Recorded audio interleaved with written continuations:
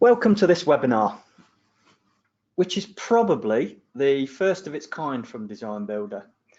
Our previous UK-specific webinars have largely been focused on certification software updates, but for this one, we're going to have much more of an industry application focus.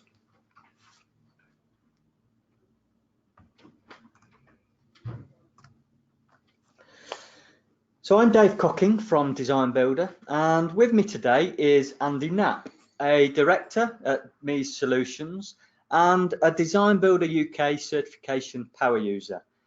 Andy runs Energy Assessor training for Elmhurst and recently partnered with us to run our first one-day MEES training course.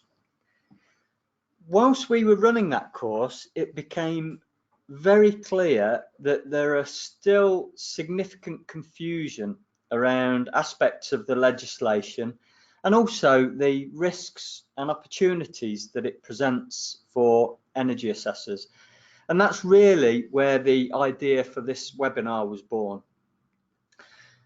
Many buildings don't qualify for a MEES exemption, in which case the landlord may well need your help as their energy assessor to help minimize the impact on them.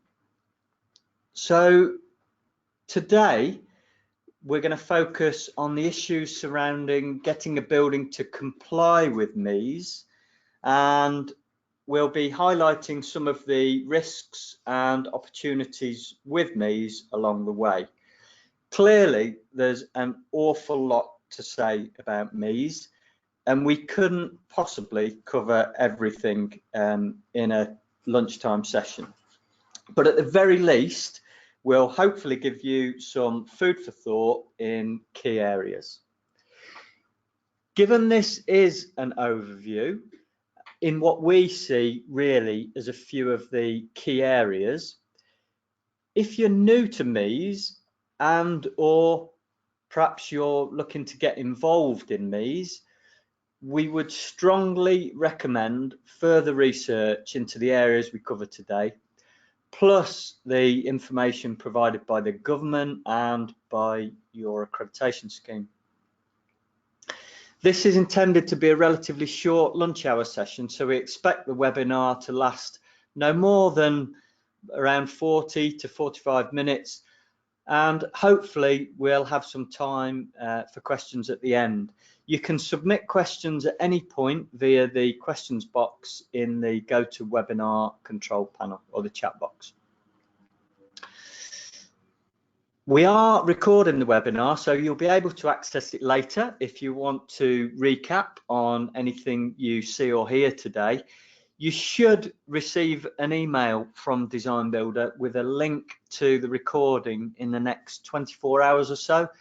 That email will also include a link to download your attendance certificate. Andy and I will take a tag team approach today. So I'll now hand over to Andy to kick off the MEES content. Thank you, Dave, and thanks for inviting me along. I'm a big fan of DesignBuilder, having been using it for 8 years now, and it's a great tool for MEES because of the high productivity workflow and its unique ability to quickly switch between DSM and SBEM to establish which gives the best rating. Now, MEES only apply in England and Wales. They apply to both domestic and non-domestic property, although there are some differences between the two sectors. Guidance has been published on both separately, and the download link for the non-domestic guidance is shown on screen.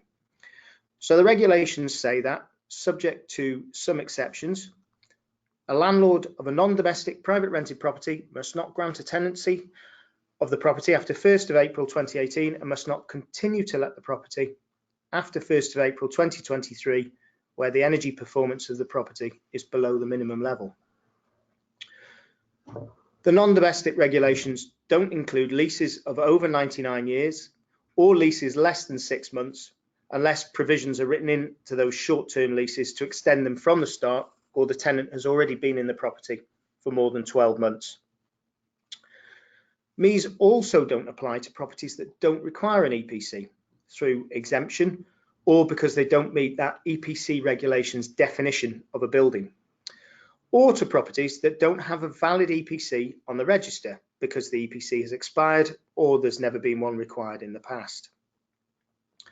There's also been some confusion over lease renewals and extensions. These do fall under MEES, and it's very clear about that, but only if there is a valid, legally required EPC on the register. The current EPC guidance clearly states EPCs are not required on extension or renewal of a lease, and that the extension or renewal does not in itself trigger the requirement for an EPC. There are exemptions to MEES, and in summary, a landlord of a substandard privately rented property must not let that property unless they've carried out all relevant energy efficiency improvements, or one or more of the exemptions applies against those improvements. This then requires a definition of what a relevant improvement is and what the exemptions are. First though, just to clarify, in most cases, as I'm sure you've been finding, landlords prefer to get out of risk and achieve that E rating or better. And if this is the aim, you are of course not restricted to any relevant improvements list or to the recommendations from your EPC. You can suggest any changes that will improve the rating, be it adding better information into that EPC and reducing the number of default values used, or improving lighting, HVAC or fabric.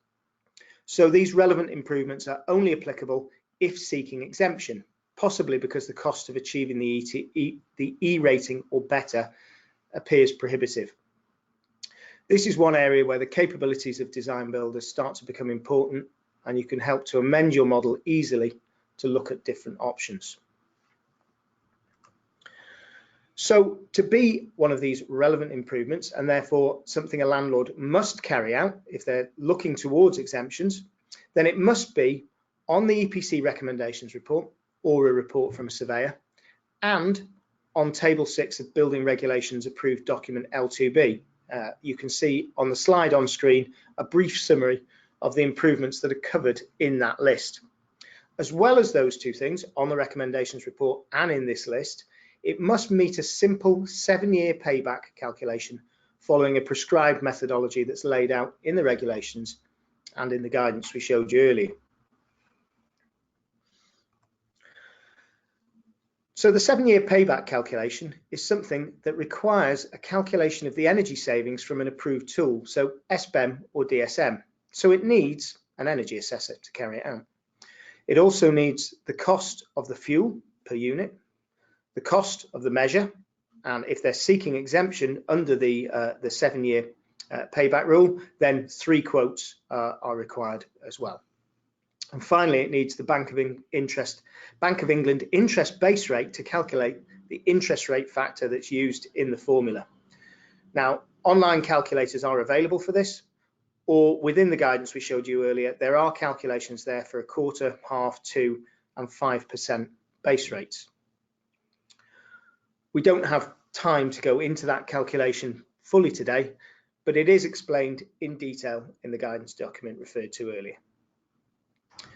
There are some exemptions, so if consent cannot be obtained for one of these relevant improvements, or the relevant improvement would devalue the property by 5% or more, then the landlord doesn't have to carry out that improvement, even if it does meet the 7-year payback. So the basic process in summary is assess what is a relevant improvement, remembering that's got to be on your recommendations report or a report from a surveyor, on the L2B list, and it's got to pay back in less than 7 years. The landlord then has to carry out those improvements unless they've got exemptions against them. And finally, they have to register onto the PRS exemptions register before a new lease or renewal or extension is entered into. Any client who has an F or G rated EPC and does not follow that process will be in breach of the regulations and could be subject to fines on the back of that.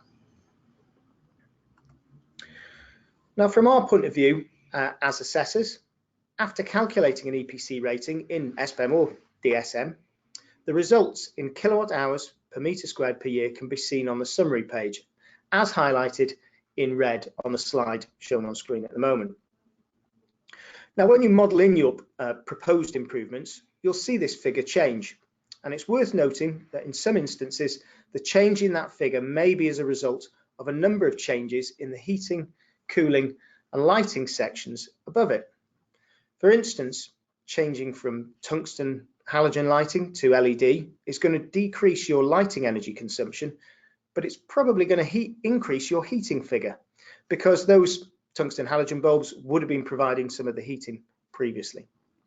It'll also decrease the cooling consumption too if the zone was cooled.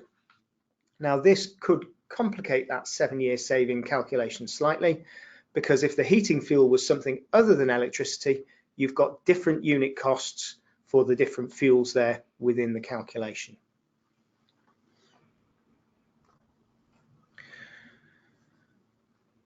As well as establishing the difference in energy consumption before and after your improvement, you need to obtain all that other information we mentioned earlier. The cost of the measure, which might be approximate at the early stage and then fine-tuned, become more exact as your client obtains quotes for the work, the interest rate factor, and that unit cost of the fuel or fuels. A simple spreadsheet, as shown on screen then, following the formula within the methodology, will calculate the payback in accordance with that with the regulations. Remember, clients require 3 quotes if they're going to seek exemption on the back of the 7-year payback calculation.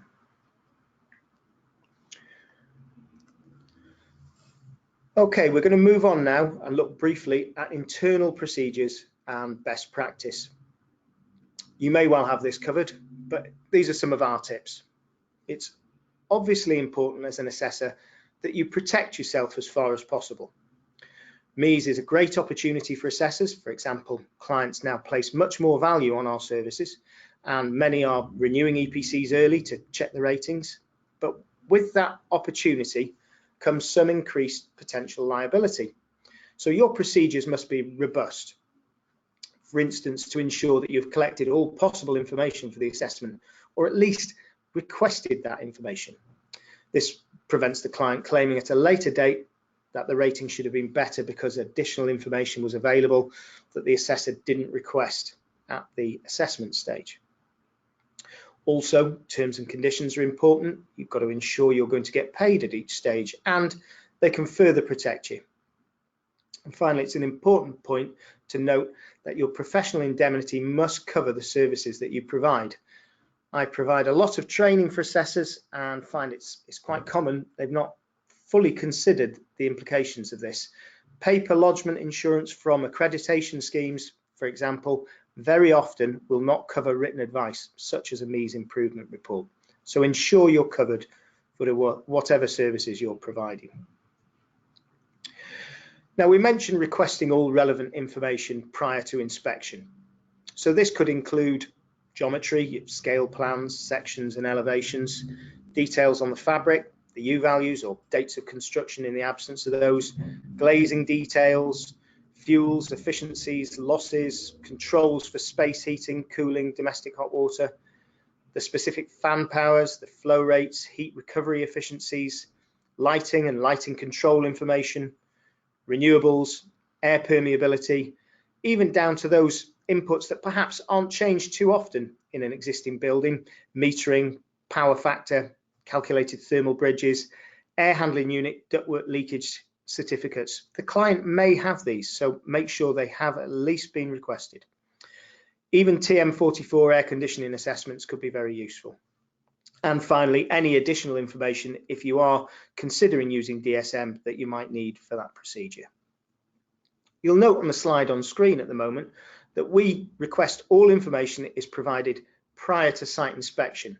So we're giving a definitive end time for the amount of time they have to provide that information. Potentially, if the initial rating is F or G, and there are some sensitive inputs in there that really affect that rating that you have not got the full information for, a good example being specific fan power for large air handling unit, it may be worthwhile going back to that client and stating what the current input is to give them a final chance to provide better information once they know that that might affect their rating.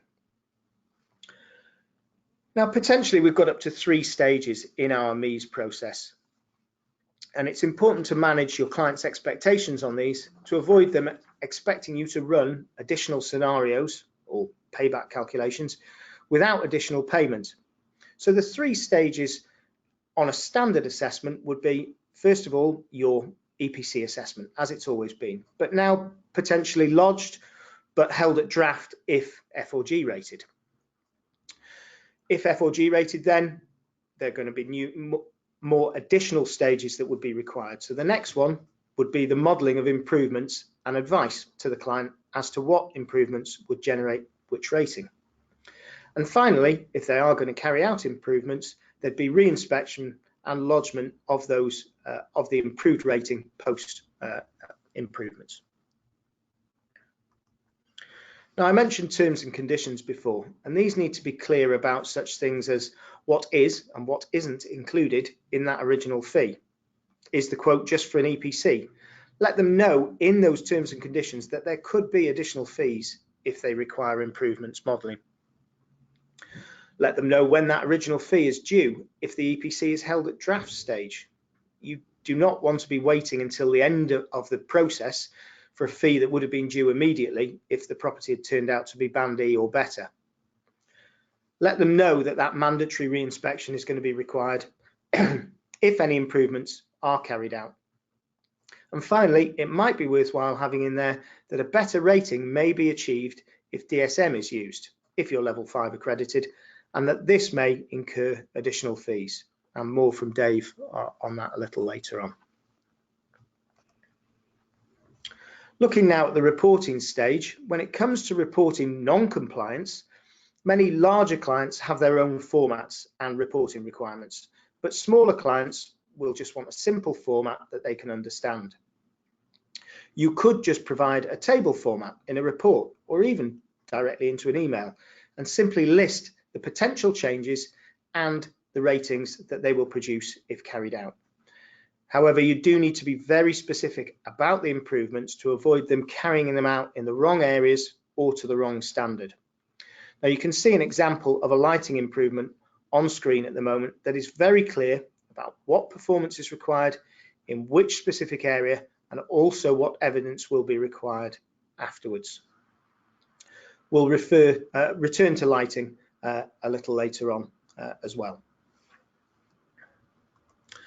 Finally, as I said before, there's a re-inspection stage, and the re-inspection after improvements is mandatory. Stressing this to your client from the start will avoid misunderstanding. While you're there, confirm there are no other changes to the building since the initial inspection, and best practice, retake those mandatory photos as well for QA. I'll now hand you back over to Dave.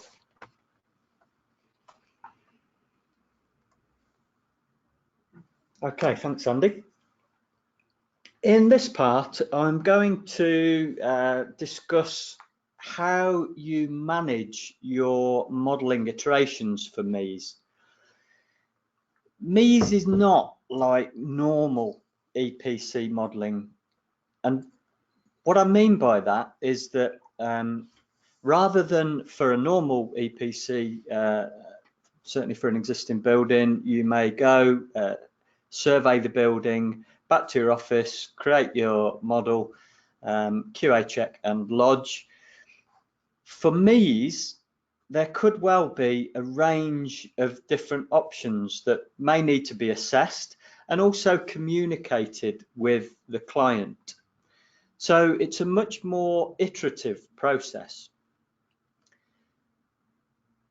To manage multiple iterations, we would strongly recommend that you use some kind of summary document, maybe a spreadsheet, that clearly shows which model data element was changed at each iteration. That document could be stored in a top-level folder for the project, and then you might have folders for each of the subsequent iterations below that. So all of the relevant documents for each of the iterations, so you might produce the draft EPC, the summary CO2 report, any of the manufacturer spec sheets like the lighting sheet that Andy mentioned earlier. You could store all of that into that particular iteration folder.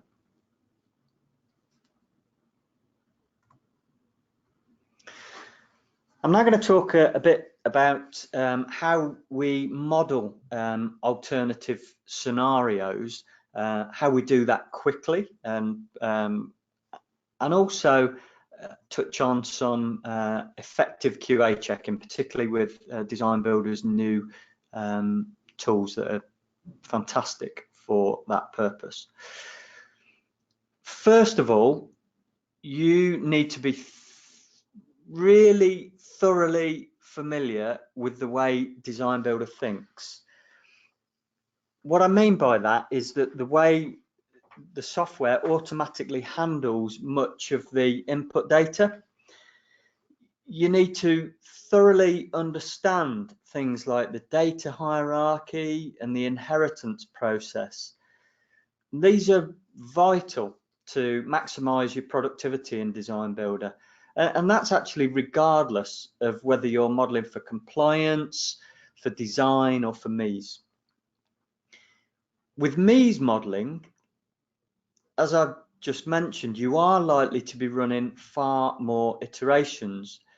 So ideally, you want to minimize hard set data. And ideally, you want to have a record of where that hard set data is in your model, in case it has an impact on different iterations later. You'll also need to be thoroughly conversant with the clear to default tools.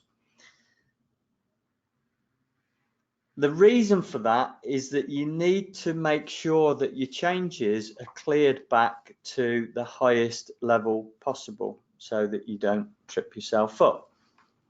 The new model data grid view tool, which you can see at the top right of the slide here, this makes QA checking so much easier, in addition to the existing QA procedures that you should be using.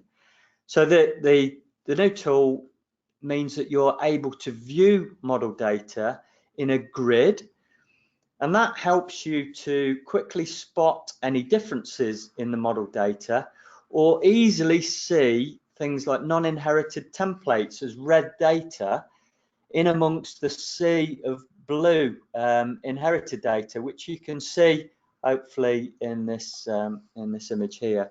And that's a really big help, just to be able to quickly scroll through and pick out that hard set data. During the one-day MEES training course, we provide guidance and top tips on data management with an example process for you to follow. Plus, we give you guidance on maximizing your productivity and QA effectiveness. Okay, thanks, Dave. Now to move on to lighting. DesignBuilder is a powerful tool when it comes to lighting in MEES, as Dave's just emphasised, by copying your model and using clear data to default at the building level or block level or whatever level is appropriate. You can make mass changes to lighting across the building or across certain areas of the building.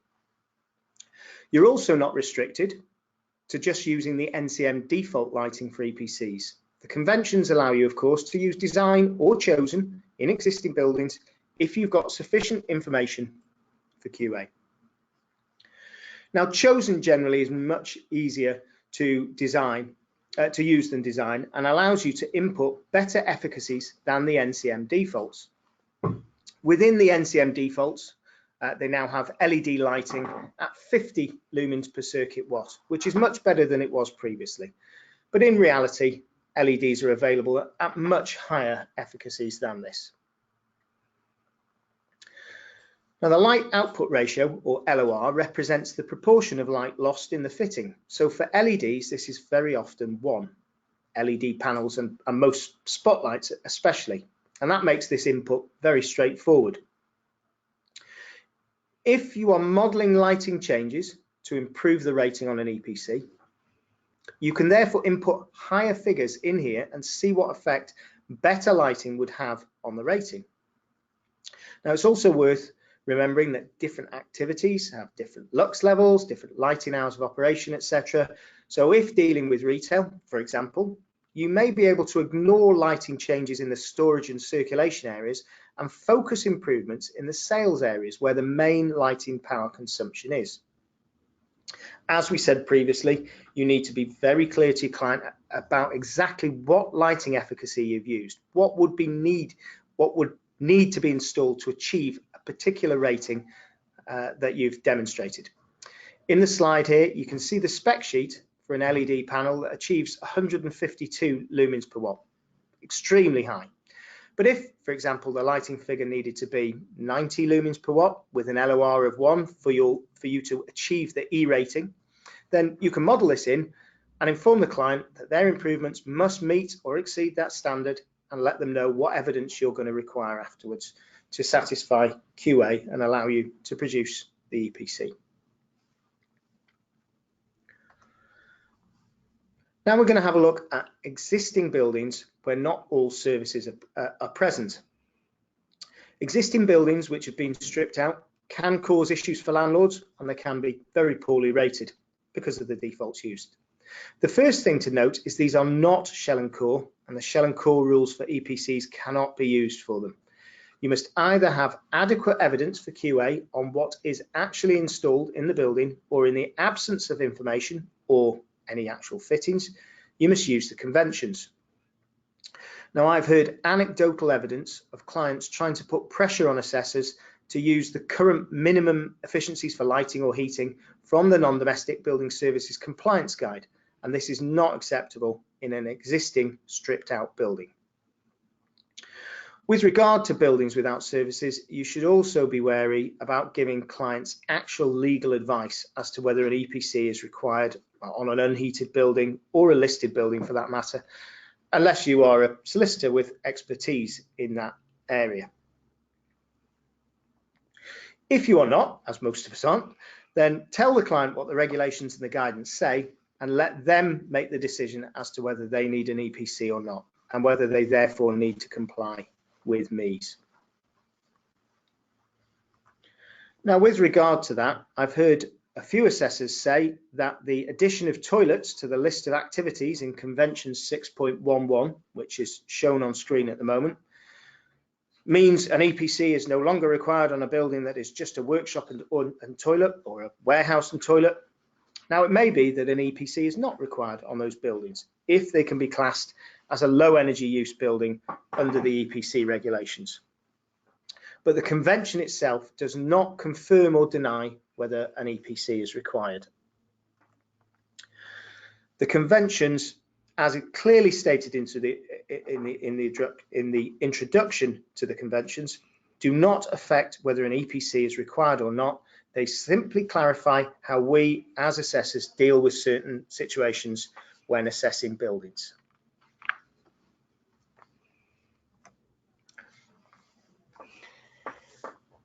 Okay, thanks, Andy.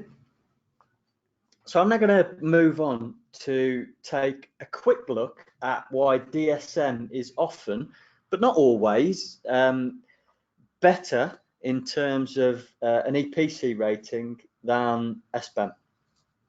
So DSM uses hourly rather than monthly weather data.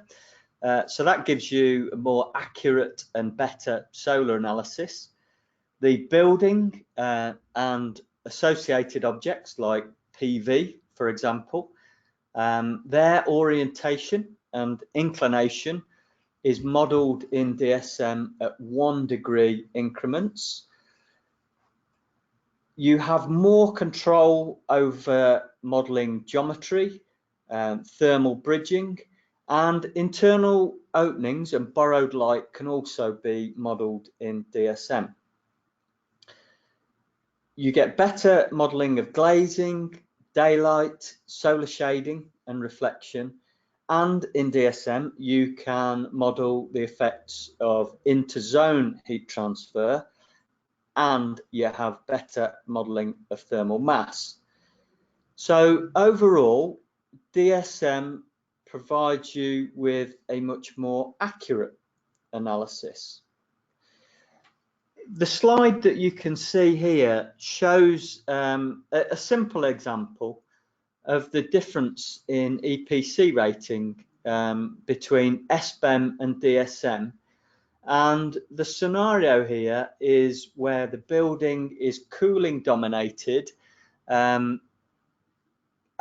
is also surrounded by taller adjacent buildings which provide a lot of overshading. So better modelling in DSM of that solar shading of objects external to the building and also the reflection from adjacent buildings, etc., results in significantly lower cooling energy. And that outweighs the increase in the heating and lighting energy. And it has to be said that this is not an unusual scenario by any stretch of the imagination. But it also has to be said that DSM is still a compliance tool. So whilst it's dynamic simulation, it is significantly still constrained by the NCM and its requirements. So whilst it gives you a more accurate analysis, it doesn't necessarily always yield better ratings than SBEM for all buildings. On the screen here, you can see an example showing how SBEM simplifications could positively influence the building rating compared to DSM. So SBEM simplifies PV orientation and inclination to 45 and 15 degree increments, but as I mentioned earlier, DSM model those to 1 degree of accuracy.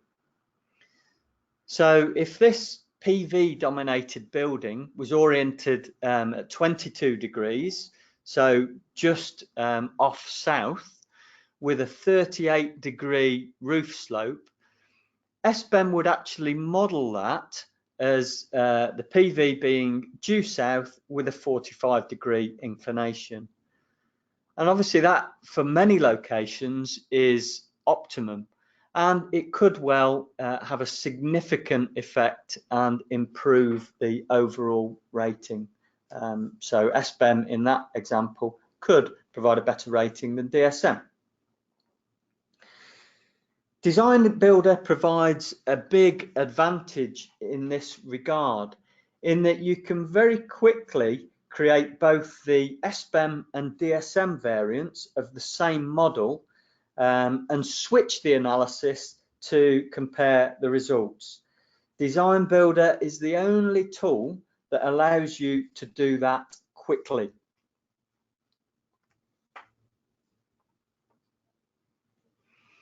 A little bit now on DesignBuilder's cost tools, which I guess for many in the Energy Assessor community, you may not be familiar with the tools outside of the standard range of UK certification options. So DesignBuilder's cost tools are very well aligned to the kind of approach taken, the sort of rule of thumb per area or per volume approach taken by cost books like SPONS. Your model actually contains all of the surface areas for your internal and external constructions, your openings, your shading devices such as overhangs, etc. So you can actually use the model automatically rather than having to take all of those surface areas and volumes off manually. You can use the model to calculate that for you automatically, which can obviously save a huge amount of time for larger buildings. You can also assign costs to lighting and HVAC systems.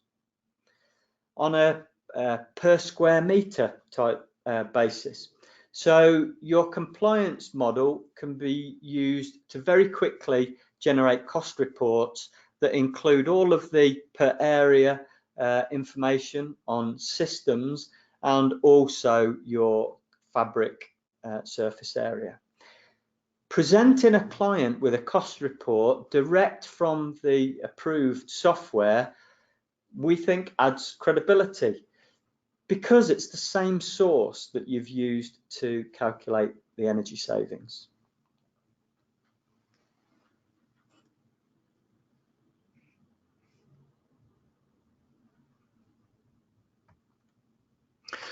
Okay, I'm now going to take a quick look at some of the content on the DesignBuilder homepage. So if I, excuse me for a second.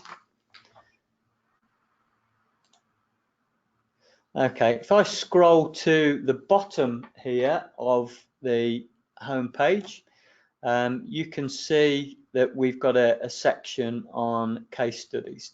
So I'm going to click on that link to take me to our case study page, and then again scroll to the bottom of that case study page. So here you can see a section on UK compliance certification and MEES. And a number of these the case studies that you can see here relate to MEES. They've been created by our customers using DesignBuilder in a MEES context. So they're directly related to this webinar, and I'm sure that these would provide you with some useful insights into MEES and how DesignBuilder was used in different contexts, in different projects. I notice Andy smiling broadly sitting next to me. One of the case studies is actually from MEES Solutions. If you've been involved in any interesting projects using DesignBuilder and you want to showcase your work to the world, then please do email the office and let's start that conversation. So thanks for listening today. We hope you enjoyed the presentation. If you found any of this content interesting and want to take a deeper dive into it, please take a look at the one-day MEES training course on the DesignBuilder website. The next one is running at Elmhurst on the 17th of October. It only costs £150 plus VAT and provides 7 hours of CPD, which could be really useful actually as you head towards the end of the year when you need to put in your CPD hours submission. So why not come along and learn how to turbocharge your MEES modelling with us on that training day.